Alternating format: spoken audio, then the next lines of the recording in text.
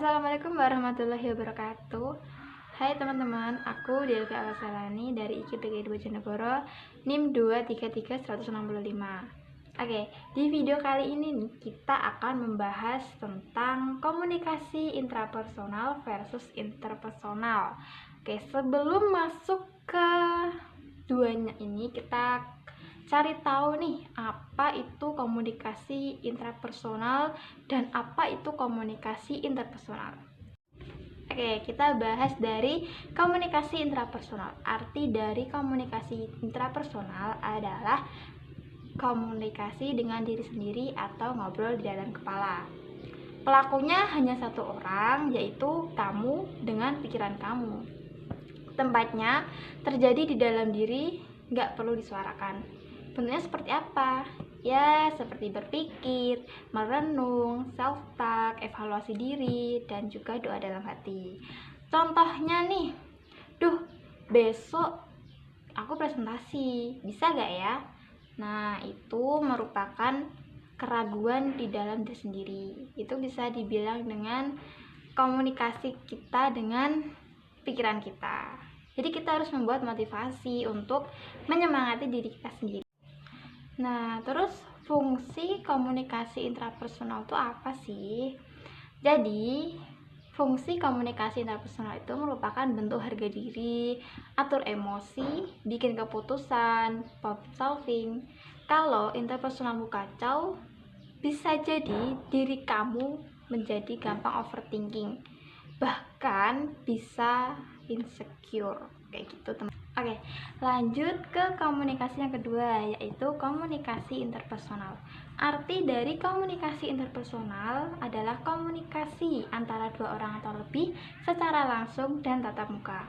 Ciri-cirinya, pelaku jelas minimal dua orang, ada pengirim dan penerima pesan. Terus sifatnya pasti berdialog, dua arah, ada feedback secara langsung. Contohnya, kamu curhat dengan sahabat kamu, orang terdekat kamu. Jadi kalau komunikasi interpersonal ini fungsinya membangun relasi, tukar informasi, mempengaruhi, bahkan bisa menyelesaikan konflik. Hubungan kedua komunikasi ini, komunikasi interpersonal yang baik dimulai dari intrapersonal yang sehat. Kalau kamu nggak bisa ngatur emosi di kepala, maka waktu kamu ngomong dengan orang lain bisa jadi gampang marah atau bahkan salah paham. Analoginya gini nih teman-teman, intrapersonal sama dengan latihan di ruang ganti, dan interpersonal sama dengan main di lapangan beneran. Oke, jadi itu ya teman-teman mengenai komunikasi intrapersonal dan juga interpersonal. Setelah ini ada contoh video komunikasi interpersonal dua orang. Selamat menonton.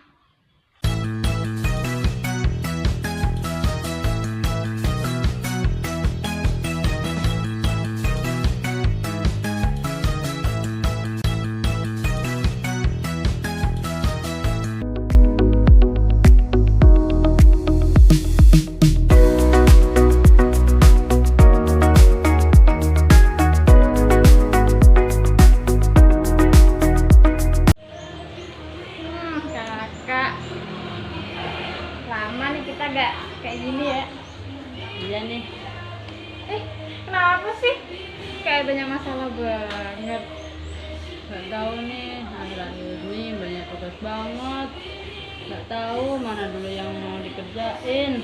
Sampai waktu 24 jam itu kayak kurang gitu.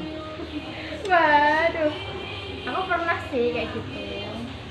Rasanya tuh pengen dikerjain sekaligus gitu, kayak harus selesai tepat waktu kan. Kalau bisa kayak gitu, emang gimana cara menjadwalnya? Sebenarnya sih udah aku catetin ya satu-satu mana yang harus dikerjakan. Tapi nggak tahu akhir-akhir ini banyak teralihkan ke main HP sih.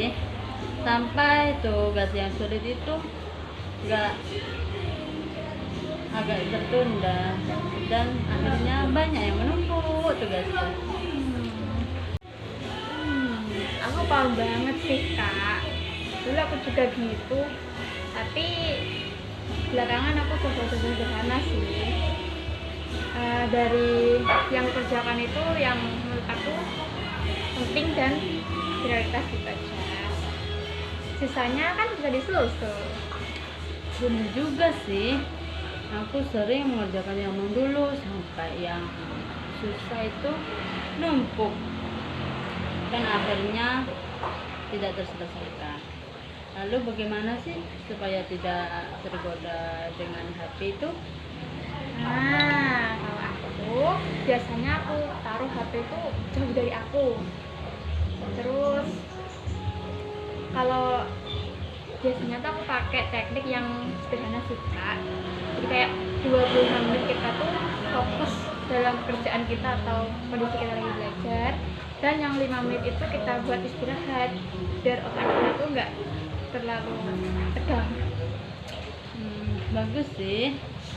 Oh, aku sering lupa sih istirahat sampai akhirnya lelah duluan dan malah berhenti. Padahal istirahat itu penting juga ya. Tuh, itu pasti penting banget dong kak. Tubuh kan juga butuh istirahat kali. Yang pasti otak kita juga butuh pemulihan. Kalau dipaksa terus, nanti kakak jadi sakit. Tambah lagi, kerjaan kita jadi berantakan. Ya, kuncinya itu ya tidur yang cukup sih. Biar konsentrasi kita itu bisa jelek gitu. Oke, terima kasih kakak. Obrolan ini benar-benar sangat membantu.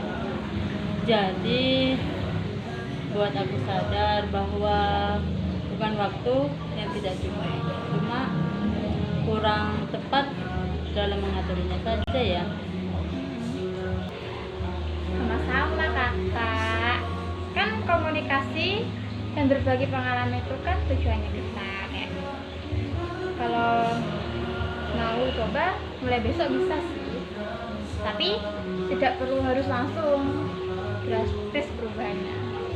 Pasti sih, pasti kulakukan. Tapi nanti kalau ada kesulitan lagi boleh kan tanya?